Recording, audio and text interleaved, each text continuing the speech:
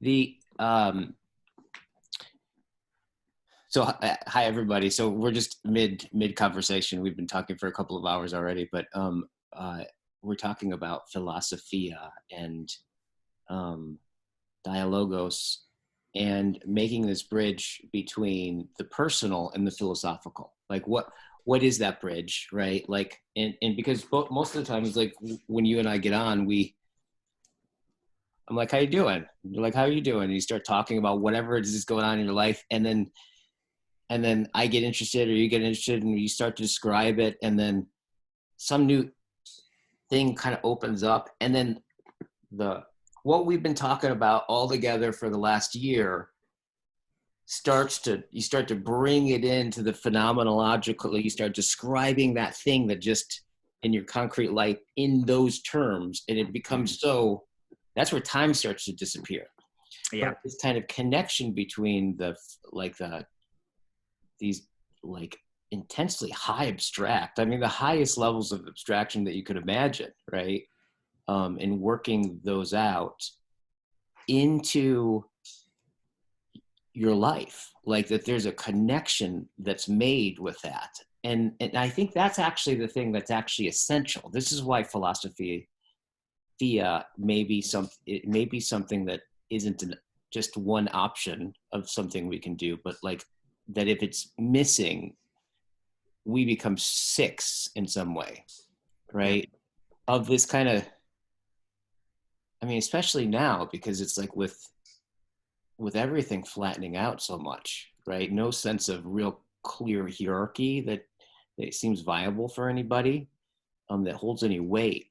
It does seem like people need to do the scaffolding in height and depth, right, themselves.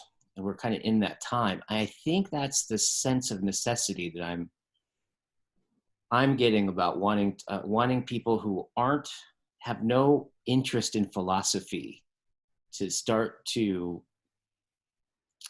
ignite this fire, because I think it's one of the ways that.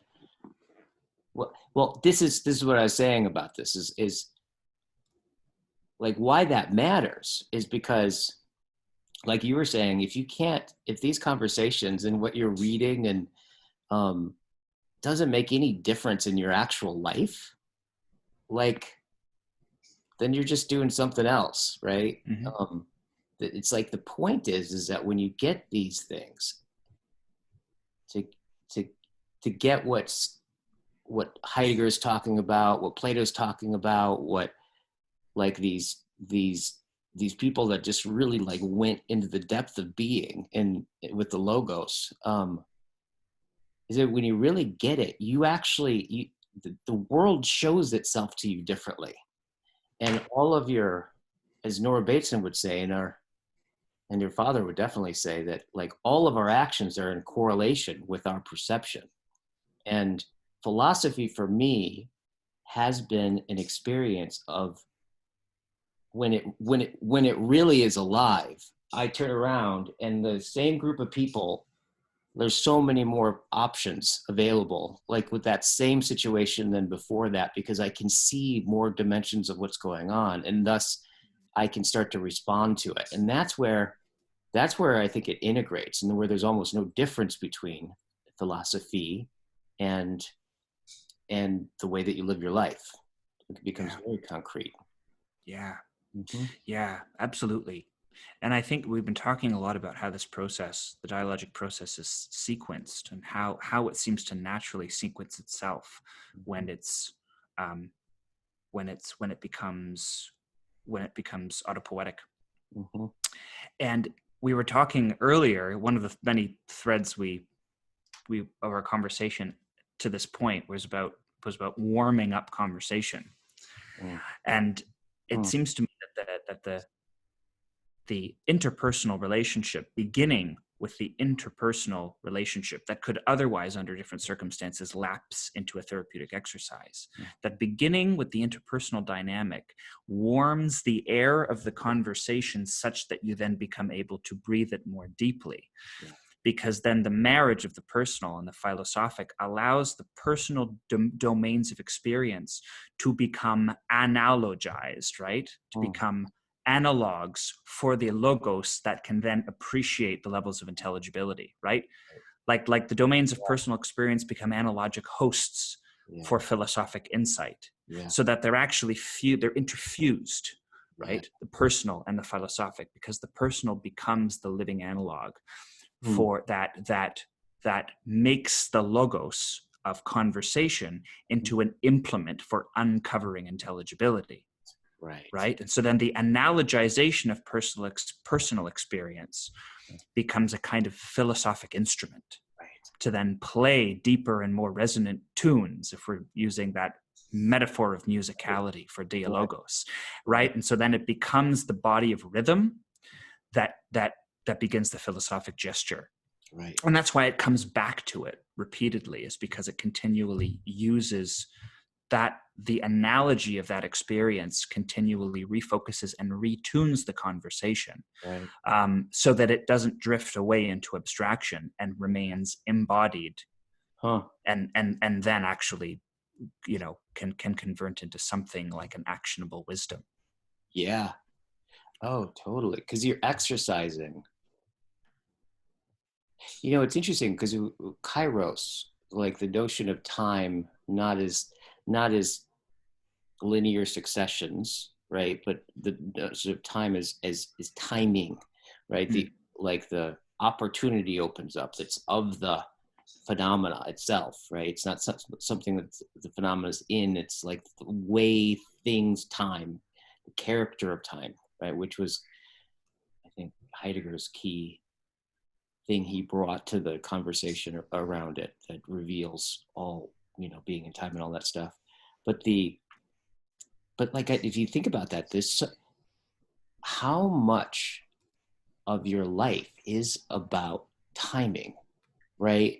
Of like knowing when to make a phone call and what way to make it, with how much pressure, like what you should be doing at what point, like what project to take on, like how much time to spend here, when I should do it, like all the machinery that presents, in John's language, like the agent and arena in the way that it occurs, right? I think is something like dialogos is like a concentration of that, right? Yeah. Because in conversation, there's so many opportunities, there's so many like different openings that you could take, and you can become skilled at knowing that one's not quite ready, right?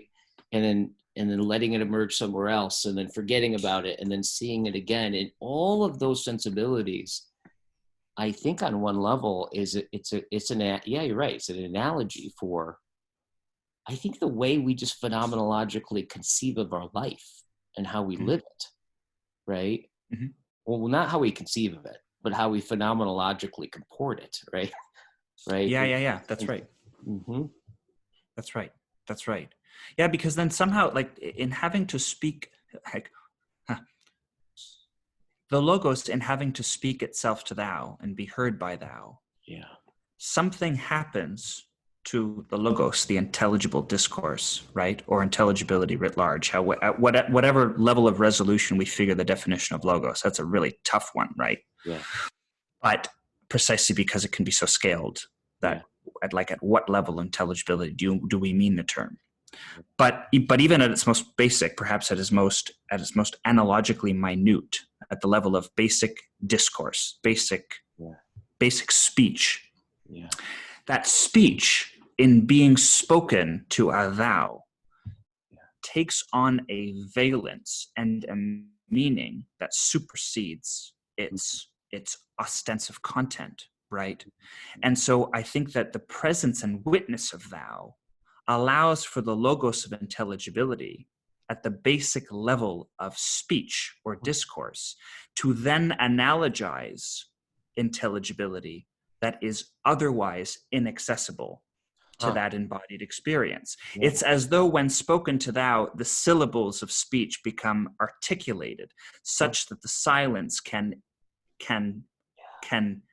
emerge between them, and that the silence that emerges between the syllables as spoken to thou, as heard by thou, then every instance of logos, every unit of intelligible discourse becomes an analogy for its own insufficiency, so that the conversation seems to orient itself to deeper levels of intelligibility simply because it is being spoken by the presence of a thou that hears it. Yeah. Right. And so that's how I think the personal becomes transpersonal, right? I guess if we can put it that way, is because in speaking of the personal, we end up embodying a gesture to what is ultimately beyond it. Yeah. And the level at which one learns what that gesture espouses, right? And the intelligibility is so, well, if you think about this, it's like, imagine if you were sitting by a fire, right? And somebody came up, right? And sat right next to you that you'd never met. And you were silent for the whole hour. Imagine that. And then imagine same situation, person comes up that you never met, and they start by saying, hey man, that's a completely different hour. Yes. Right? Like but that can't, like, how to know to say that, right? You can't deduce into propositional rules. You actually have to just like to sit down and go, like, be able to read whether or not, like, you were friendly or foe, how far, like, distance to be apart, whether to say anything, whether not to say anything. You can't really, like, deduce that into some kind of, like, mental understanding at all. Like, no. It's so much more, because it's so complex, it's so deep in one's being, but it comes through, I think, all that kind of intelligibility, at least as also with language, starts through mimicry. Yes. Right? Yes. So the role of mimicry and the cadence that you take on, and yeah. 'cause I do think about this a lot of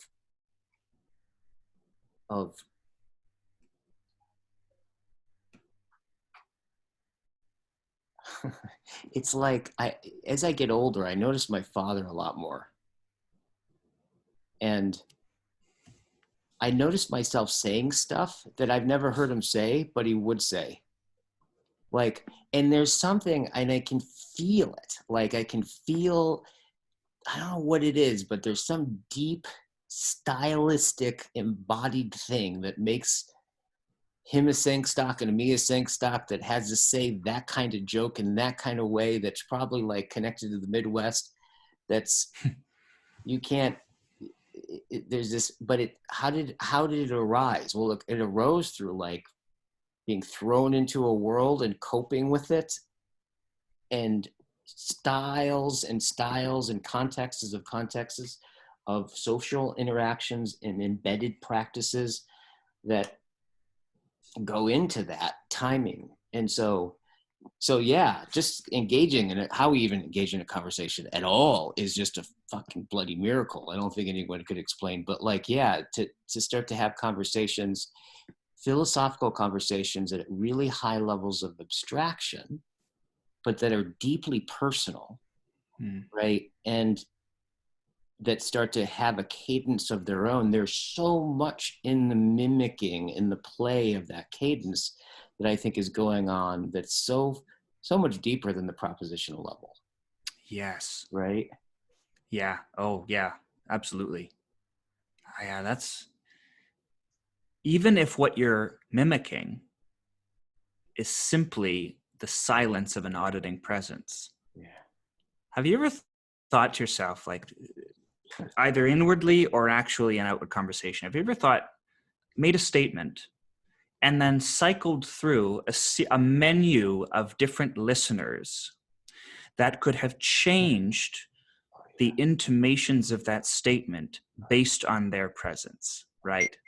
That the same phrase as spoken to Guy is a different phrase as spoken to any any number of different friends or interlocutors, and that the company, the chosen company or the figured company of presence that is witness to hear the logos of a particular unit of speech can effect the opening in that speech that will allow it to bear that will allow it to bear its meaning in directions that have yet to be explored. And so then the choice of interlocutor or the simulation of the interlocutor becomes so important to inflect the logos with a particular attention in a particular direction. Right. So if I make a statement and I say it to you, it's very different than if I make the same statement and say it to my mother. Right. And so then the internalization of the avatar of guysengstock into my interior dialogos is very important, because something said to Guy is then inflected in such a way that it may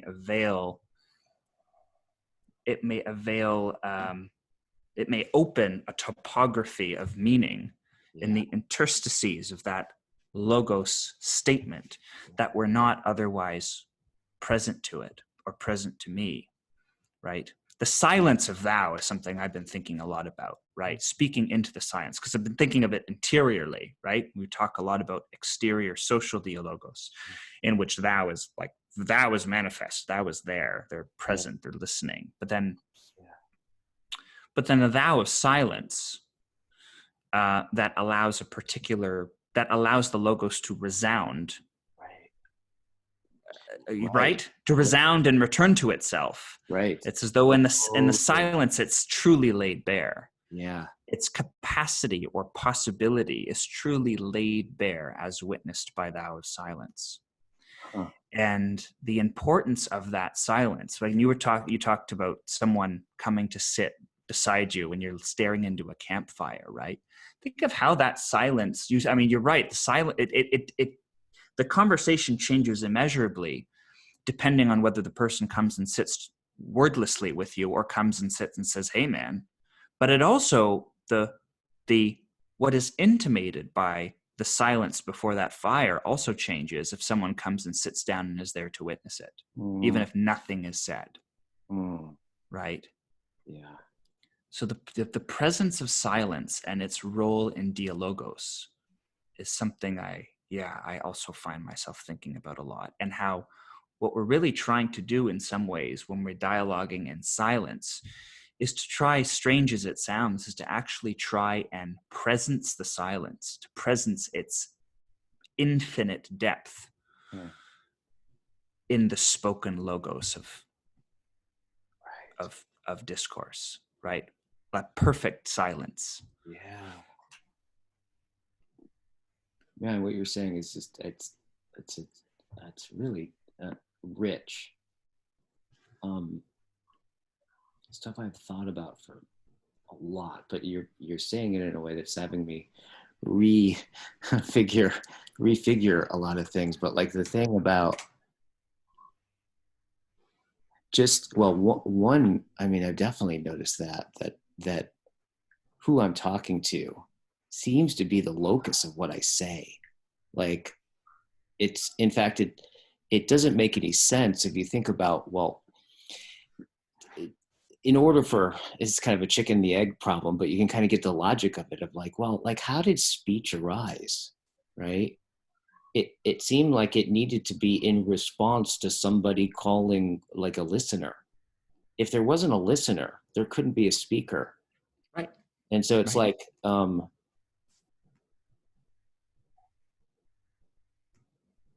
yeah. And that's that thing about like listening. Yeah. And listening. Because my speech can have a listening attentiveness to it, right?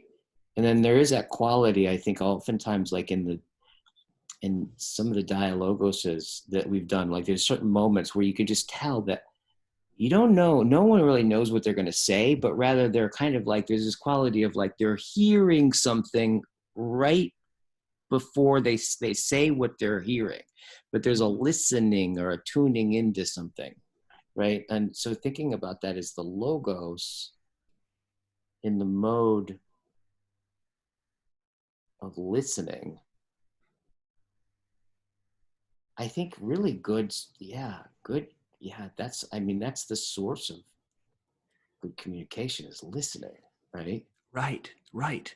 And there's something that happens in dialogos whereby the speaking voice and the listening ear conjoin, become part of the same conjunctive identity. Right? We've talked about the emergence of the third factor, the production of the Geist that then turns to govern the relation, and that the identities of the participants are outsourced, they are offloaded to that emergent entity. And I think that in some sense, what's happening there is a kind of telescoping together of the speaking voice, the speaking I, and the listening thou that become coextensive as part of the same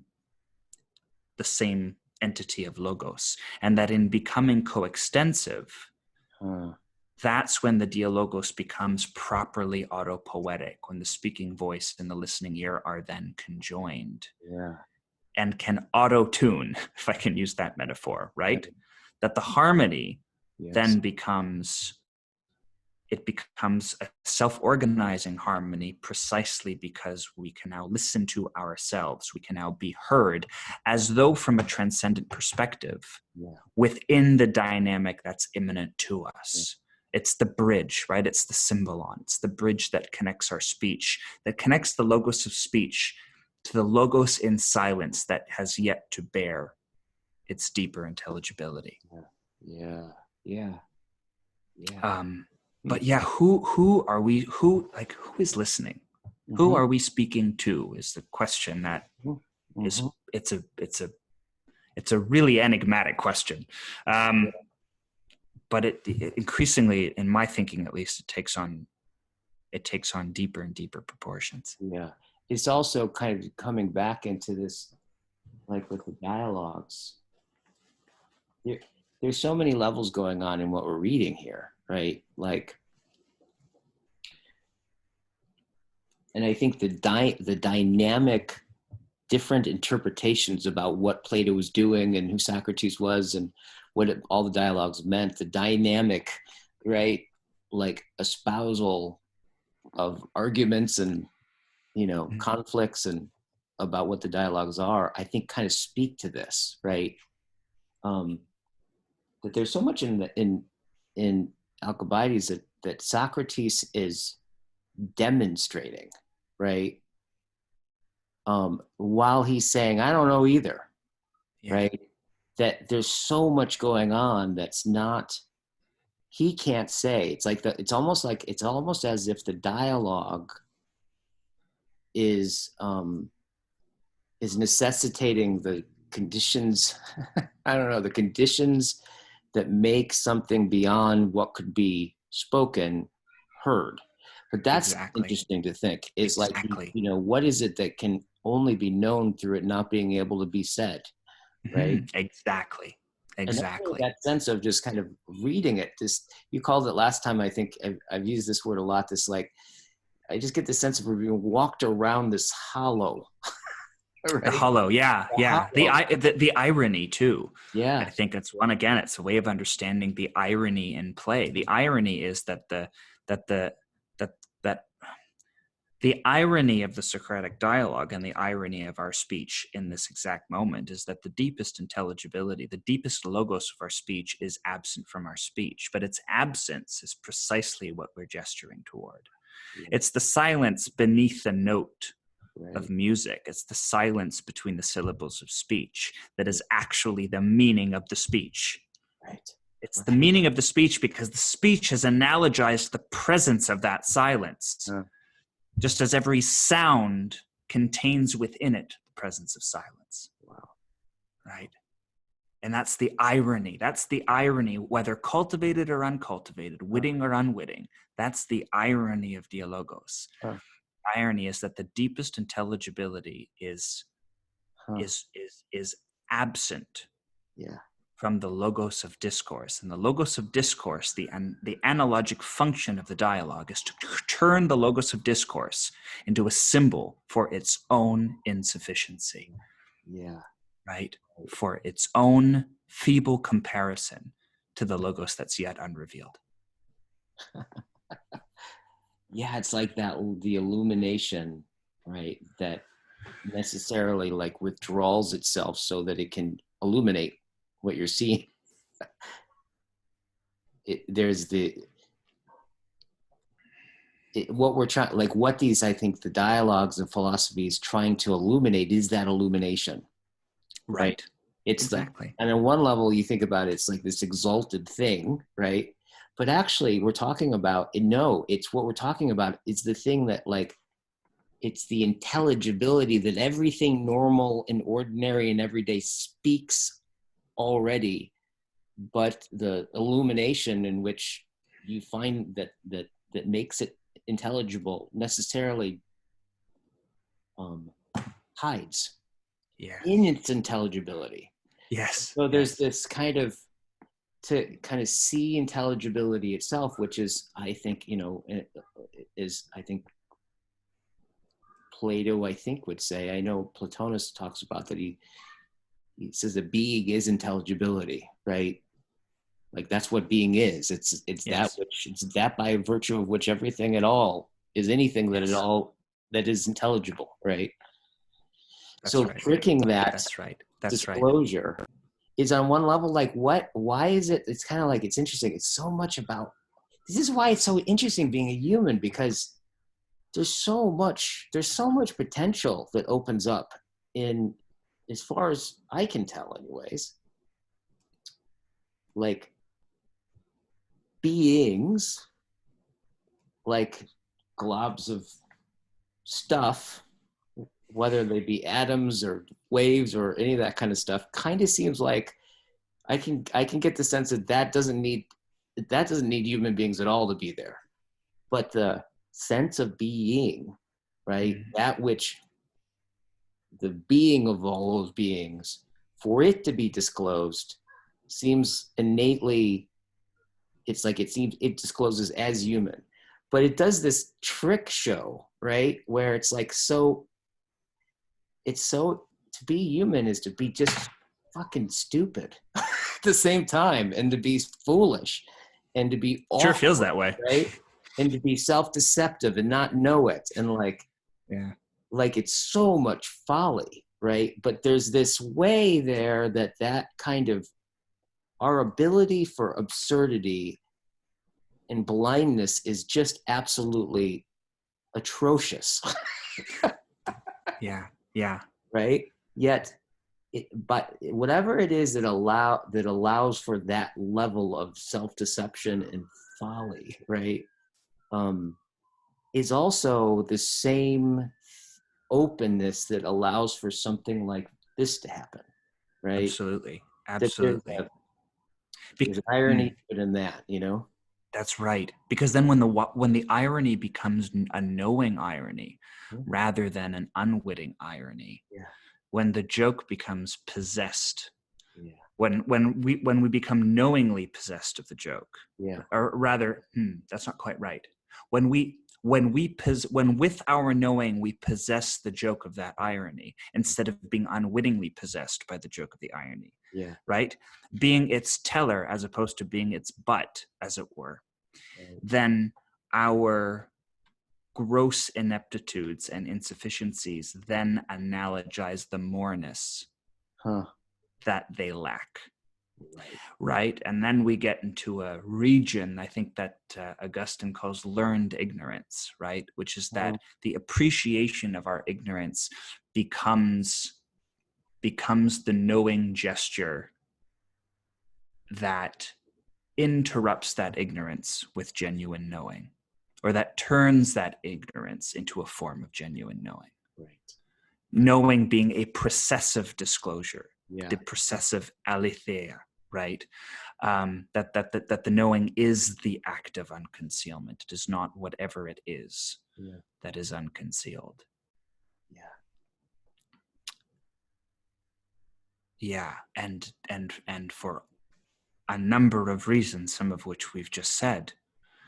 Dialogos, this particular format, this particular form of being in relation, seems to be a pronunciational vessel for that learned ignorance in a way that very, very few things are, precisely because of the acute presence of the listening thou.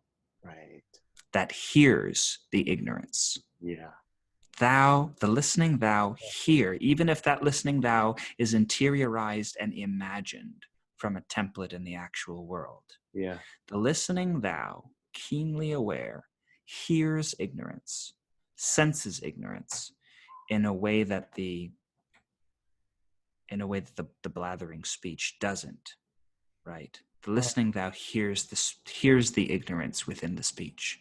And that's why the conjoining of the listening thou to the speaking I in the circularly in the dialogic process becomes that mechanism for self-tuning, precisely because we can then hear and begin to appreciate the ignorance in the logos of our own speech, and then possess it rather than being possessed by it. Yeah, totally. That's a really interesting. I've never quite caught it like that. So the listening now hears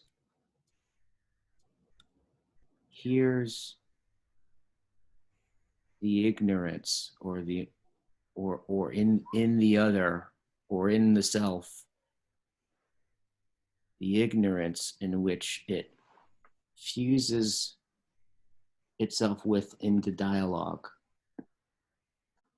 So it's interesting because it's like, what is it that like, it's so interesting. So what is ignorance to the one that moves towards it in that way? It seems that it apprehends, it's like, I get the sense it's like, ignorance isn't like the absence of knowledge, right? But it seems like there's a potential in ignorance that is something about that thing that you walk around, the hollow that you walk around, right? It's like, it seems like that's what's realized in the ignorance of like that the potential I'm drawn towards in the other, right? Is like an openness, right? Yes. It's incompletion. Yeah. It's the incompletion of logos is sort of what when I think of ignorance, I think of the incomplete logos. Right. Totally. And then because what the listening thou does is thou can sense, and I use silence as an analogy. It's an embodied analogy for this, but I find it a very powerful embodied analogy, is that the listening thou can hear all that is unsaid, right, by the logos. Everything that is not present, everything that is incomplete, becomes more apparent to the listener, right? The listener hears everything, not in the sense of precisely identifying it, but in appreciating its presence. The listener hears all that is not manifest in the logos of speech. Totally. Everything, the specter of everything that is outside of its boundaries. Yeah. So it's like, I'm thinking about that distinction about something, sensing something that's intelligible but not comprehensible, right? Yeah, that's right. There's a sense, or you used a turn of phrase in it before we started recording that I loved, which was it's intelligible but inconceivable. Yes, inconceivable. Which I thought was great. Yeah. Great. And that like especially in the sense that we were actually talking about it, right? Where you're talking about like a relationship and that you're retrospecting, like we were reflecting on what had just happened in the relationship that was really cool. And then there was a while I watched you start to conceive of something that was intelligible that you were responding to, and the musicality, right? Retrospectively, Right. could conceive of it, right? But yet there was a way that it was present in an intelligible way, in a musical way, in a way that you found yourself inside of, right? Without knowing in advance that that's what you were doing, but in retrospect, you realize that you were in relationship with it, right? That's right. So I'm just kind of thinking about this sense of just, I've never quite thought about ignorance, right? In the way, like the logos moves toward ignorance as in a way. Yeah, just that it's interesting. Yeah, through its ignorance, that the ignorance. I know it's a bit of a mind bender. It's like just thinking about it, but it's as though the ignorant, the insufficiency of logos, what we might otherwise call its ignorance, Yeah, analogizes the moreness that it has not been able to gather around. Right. Do you know what I mean? It's like, Right. yeah, yes, I think of that in terms of a not willful is not quite right, in terms of a knowing irony. Right. I'm just thinking about, so this is, I think I experience more and more of this when I teach courses, like, and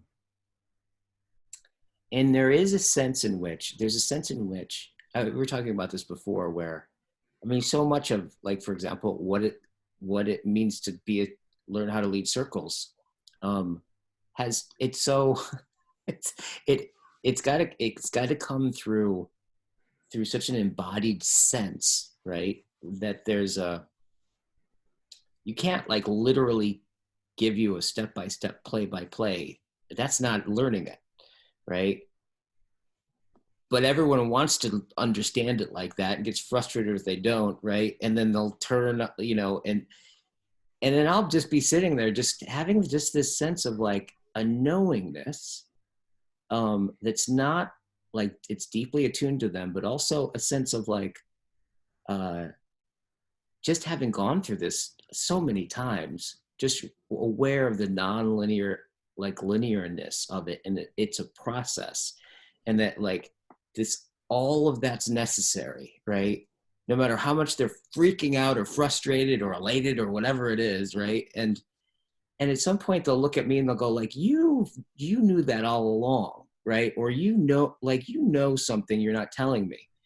And it's so interesting as I get what they're saying, but I actually don't know. There's nothing I could tell them. Yeah. All you could do is be it, right? Yeah. On some level, right? Yeah, that's right. Like I don't even know what I know exactly, but there's a way of holding it, which I think is.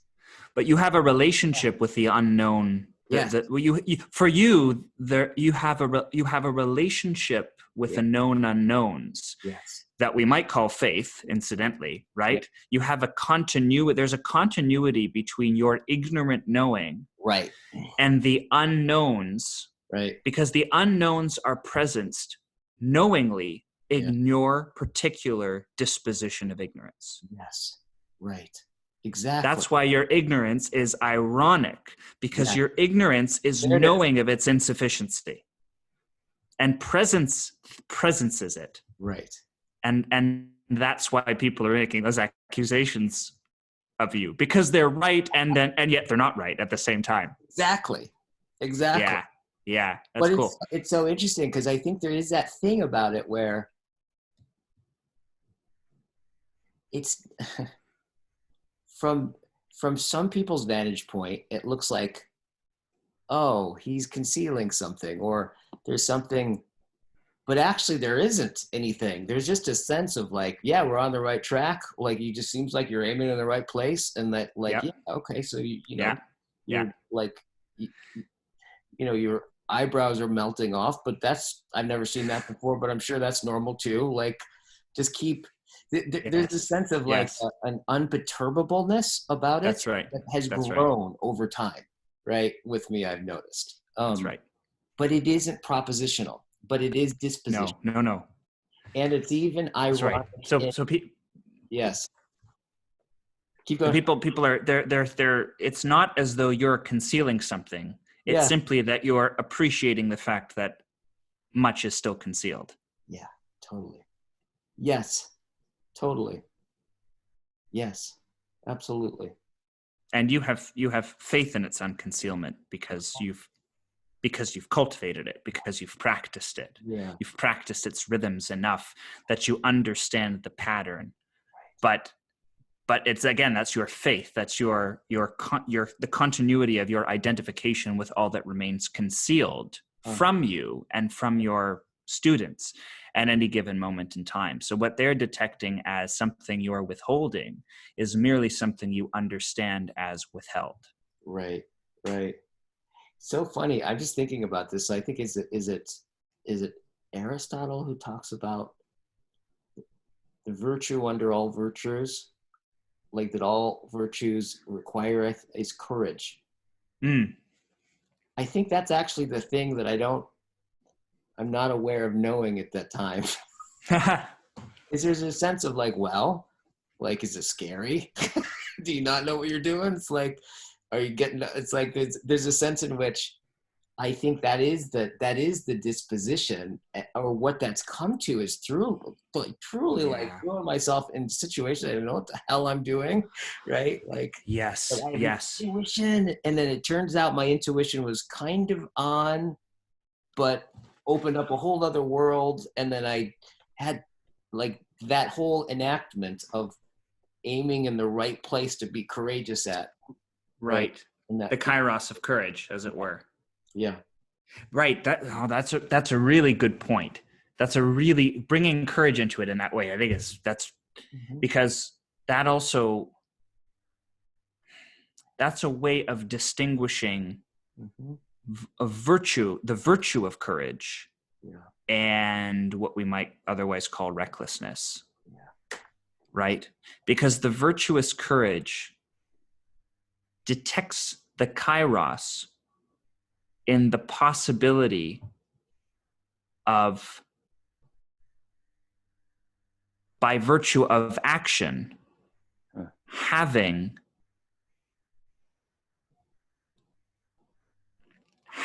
that revelation take place in the throes of the action taken. Huh. Right? So Right. that the courage, the courageous act has, the courageous act intuits that whatever resources the person currently lacks, whatever knowledge, whatever knowing the person currently lacks, Yeah. will I want to say likely, but that sounds like it's a matter of probabilities, and that's not what I mean. But it that the knowing required to be equal to the task emerges in the course of Yeah. undertaking it. Yeah. Totally. And so the courage, I think, is in some sense preceded by some intuition Mm-hmm. that Yeah. the ignorant action is nonetheless a just one. Yeah. Totally. Right?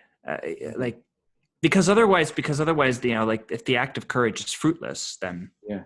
then it's, I suppose then what we're talking about is really the equilibration of virtues, not just the virtue unto itself. I'm thinking something like, courage, like the four cardinal virtues together, that only concentered, only cohered in relation to one another. Yeah. Do they constitute Yeah. proper virtue, right? Because courage undertaken without the presence of the other virtues is tantamount to foolishness. And I suppose that the courage, like that the courageous act, the courageous ignorance, is undertaken with a certain foreknowing that the undertaking of the courageous act will yield the disclosure of intelligibility required to make that act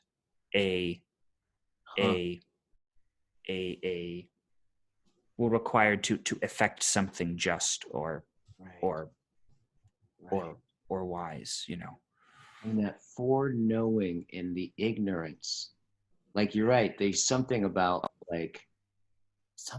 that, like the relationship of the logos to ignorance, or it's not yet having completed itself. That just to bring that back to it as well. Of it's interesting. like, what is it? Yeah, because it does seem to me that it's courageous in that there was something like that I, by virtue of not knowing how to do it, not knowing exactly what it was, not having it really, really clear. If I had all that stuff, right, then it wouldn't be courage. It wouldn't take courage. It may take something else to do it. Right, exactly. Right? But precisely that it was some glimmer on the horizon. I'm like, no, okay. Like maybe that wasn't all the way on, but there's something important here that we haven't named. Like we may have like blown up 8,000 towns and Yeah. bodies everywhere, but like there's something there that right? And it keeps revealing itself. That's right. Yeah, it's interesting. And then that shaping of the self in relationship to that, right? Yes. The disposition, right? That's right. Yeah. That's right. That's right. Because then the proleptic relationship you then have in that act to the aspect of self that exceeds you. Yeah. Then understanding that, and there's a good reason why Tillich associated faith with courage, right? Because then,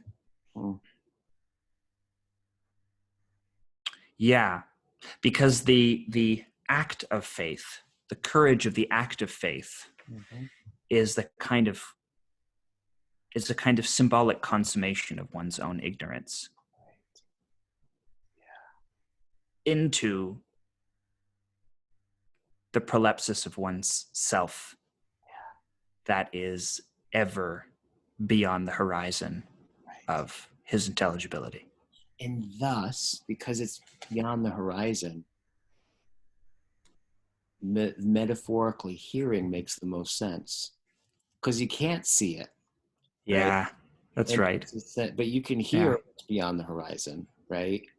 Like, in fact, sound makes it communicates interiority and distance immediately, right here, which is an interesting thing to think about. And you can't completely fill acoustical space. Like there's something infinite. You can be infinitely loud, right? Exactly. So generous about it. It's distinctive. Exactly. Which is why in the space of silence, the speech of logos can be infinitely appreciated, infinitely distributed, infinitely spatialized. And so it becomes a way of conceiving its infinitude in the unendingness of silence, the bottomlessness of it, and the bottomlessness of the perspective that listens with it. Yeah. And there's something about, it'd be interesting. We'll go and do a little bit of reading. Well, since this is what we're supposed to be doing. But like, it'd be interesting just to kind of like sense, like in all the stuff that we're elucidating here, just like thinking about Socrates, he keeps being such a symbol for me of, on so many levels, how not to know, right? Yeah. Like, how not to know. That's exactly right. Exactly right. Like how not to have it all before you, and like, but the disposition to draw forth that happens in the spot. See, the other thing about the dialogue is so interesting, because dialogues are the essence of spontaneity. Yep. Right. It's like they're just not there.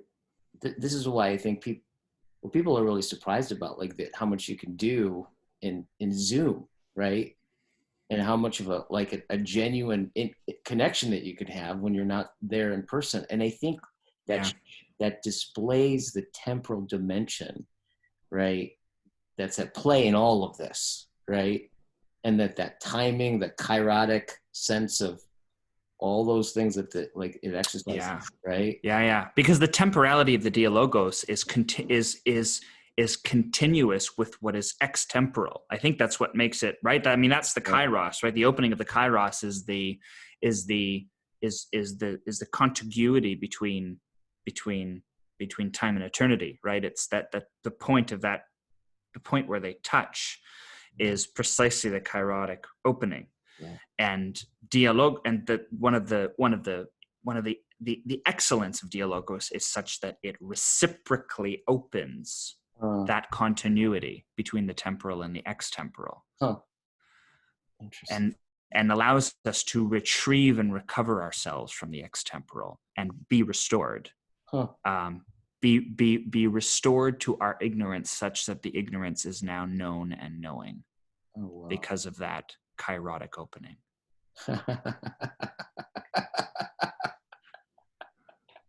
Right on. So that's what he communicated when he sits down and says, "Hey, man." Hey, man.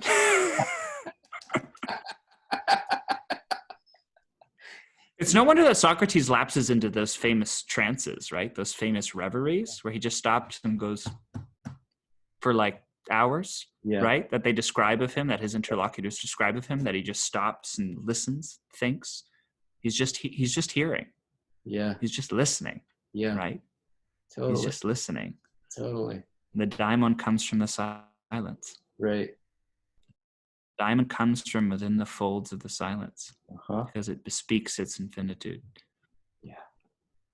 That's so true. And that's what we hear. That's what we hear in our dialogos is the same daimon. Right. Okay. I'll stop blathering. Let's, should we read? Yeah, do we know what page we left off on? Nope. Well, I have a guess. I think it was 584. But I couldn't tell you where on the page, and I'm not even 100% sure that that's right. I just know that I had it bookmarked at that page. That seems like so that's a good clue. Yeah. Totally. So but I admit that I've kind of lost the plot a little bit here. Okay. I tell you what, you be Socrates this time, and then let's just start on. Okay. Let's start on at the top of 584. Okay. Cool. And Alcibiades says to Socrates, "Of course." Doesn't it make both cities and private citizens agree? Yes. And isn't it the same with weighing? It is. Well, this agreement you're talking about, what is it? What's it about? What skill provides it? Doesn't the same skill make both a city and a private citizen agree, both with themselves and with others? That does seem quite likely. What is it then? Don't give up. Try your best to tell me. I suppose I mean the sort of friendship and agreement you find when a mother and father agree with a son they love, and when a brother agrees with his brother, and a woman agrees with her husband. Actually, I'm wondering, what are they talking about exactly? What's the subject of the conversation? And if we go back here, well then, what about, he says, well then, what about a city? What is it that's present or absent when it's... They're talking about the knowledge that enables, that enables the excellence. Yeah. Okay, gotcha. Yeah. Yeah, I think that's what's meant by it. Okay, cool. Well, Alcibiades, do you think that a husband is able to agree with his wife about woolworking when he doesn't understand it and she does? Of course not. Nor does he have any need to, because that's for a woman to know about. That's right. And is a woman able to agree with her husband about military tactics without having learned about it? Of course not. I suppose you'd say that's for a man to know about. I would. So according to your argument, some subjects are women's subjects and some are men's subjects. Of course. So in these areas, at least, there's no agreement between men and women. No. Nor is there any friendship, since friendship was agreement. Apparently not. So women are not loved by men insofar as they do their own work. It seems not. Nor are men loved by women insofar as they do theirs. No, So neither are cities well governed when the different groups each do their own work. but I think they are, Socrates. What do you mean? In that case, there's no friendship in cities. But we said friendship was present when cities are well governed and not otherwise.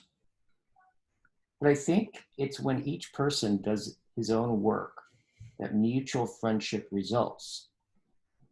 You've just changed your mind. What do you mean now? Can there be friendship without agreement? Can there be any agreement when some know about the matter and others don't? There can't possibly. But when everyone does his own work, is everyone being just or unjust? Just, of course. So when the citizens do what is just in the city, there's no friendship between them. Again, Socrates, I think there must be. Then what do you mean by this friendship and agreement that we must be wise and good advisors in if we're to be good men? I can't figure out what it is or who's got it. According to your argument, it seems that sometimes certain people have it and sometimes they don't. Well, Socrates, I swear by the gods that I don't even know what I mean. I think I must have been in an appalling state for a long time without being aware of it. But don't lose heart. If you were 50 when you realized it, then it would be hard for you to cultivate yourself. But now you're just the right age to see it. Now that I've seen it, Socrates, what should I do about it? Answer my questions, Alcibiades. If you do that, then, God willing, if we are to trust in my divination, you and I will be in a better state. Then we will be, if it depends on my answering. Well then, what does it mean to cultivate oneself? I'm afraid we often think we're cultivating ourselves when we're not. When does a man do that? Is he cultivating himself when he cultivates what he has? I think so, anyway. Really? When does a man cultivate or care for his feet? Is it when he's caring for what belongs to his feet? I don't understand. Is there anything you'd say belonged to a hand? Take a ring, for example. Could it belong anywhere else on a man but on his finger? Of course not.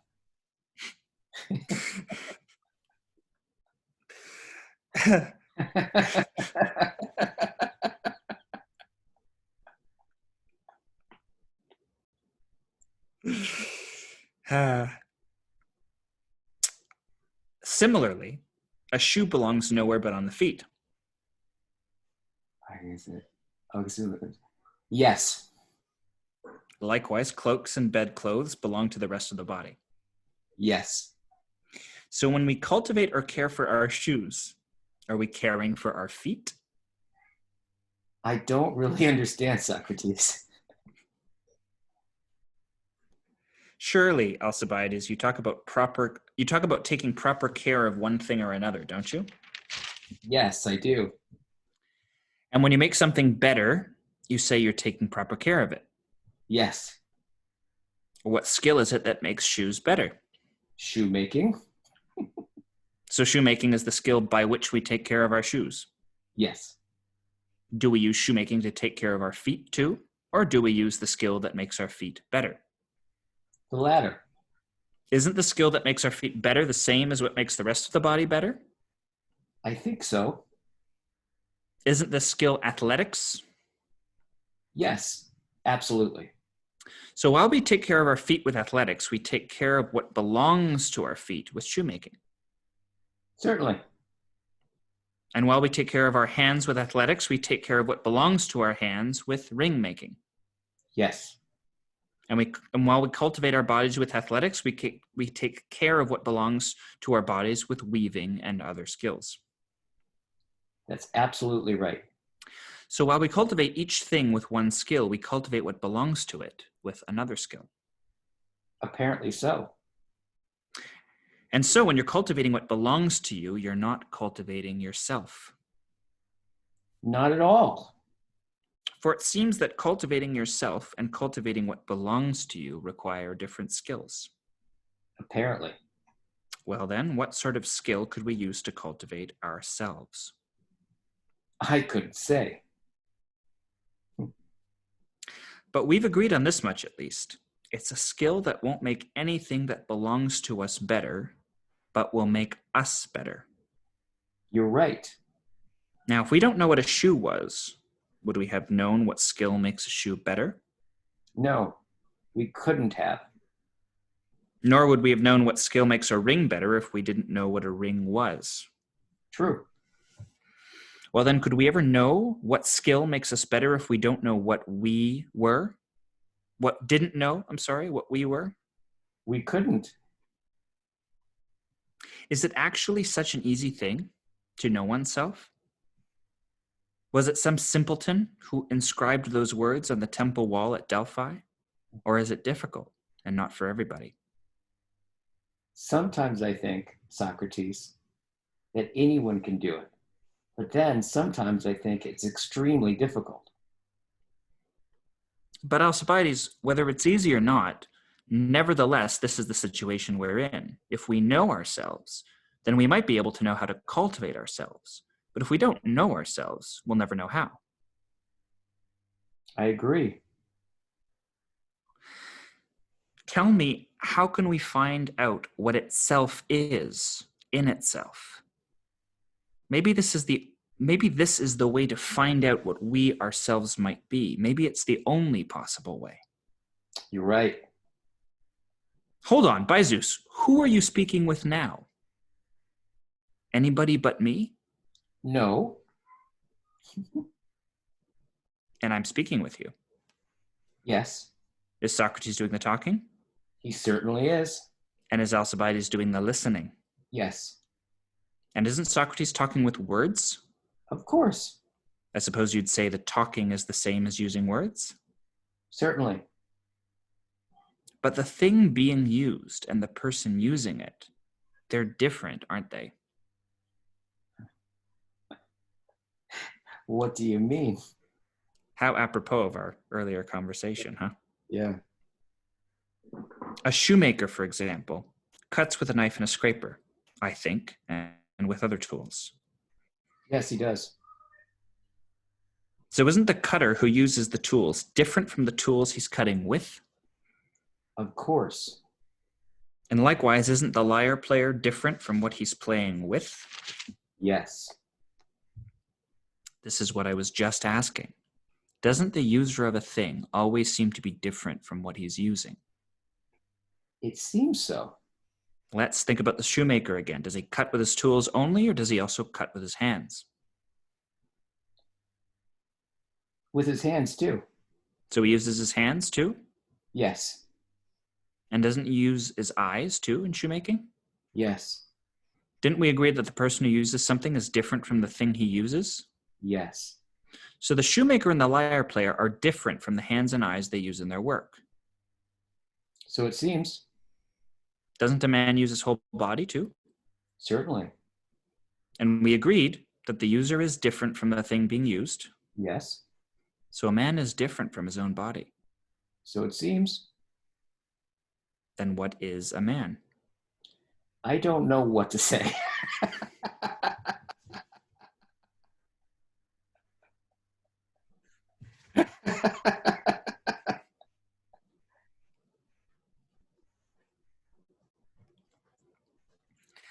Yes, you do.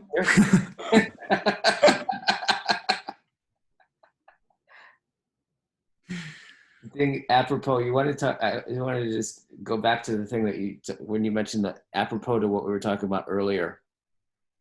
Oh, just about the techne, the use of instruments. Yeah. In the techne of the dialogue, right? Right. The use of the words and the dissociation. Yes. Of the logos of intelligibility from the words that are composing. Yes. The logos, right? That the logos of the intelligibility is also always in excess of the logos of the discourse and the speech that's used to contain it, right? Right. Kind of support you. Just I'm like, Yeah, that's right. Yeah. it's like it starts to load up, and he's like, "All right, and what do you think about this? Isn't it Yeah. not?" Dun, dun, Yeah. dun, dun, Yeah. dun, dun, dun. And again, and who's doing the speaking? Who's doing the listening? Right? Like, why is Socrates asking him that? Yeah, yeah. Right? Who is it that's doing the speaking, and who Uh-huh. is it that's doing the listening? Uh-huh. It's not the speech that is doing the speaking. Yeah. Yeah. Right? Who is doing the speaking? Yeah. Interesting. Interesting. I have to get going with a client here at 3, so I should probably start to finish this All up. right. Sounds good. We'll finish this dialogue someday. Yeah, absolutely.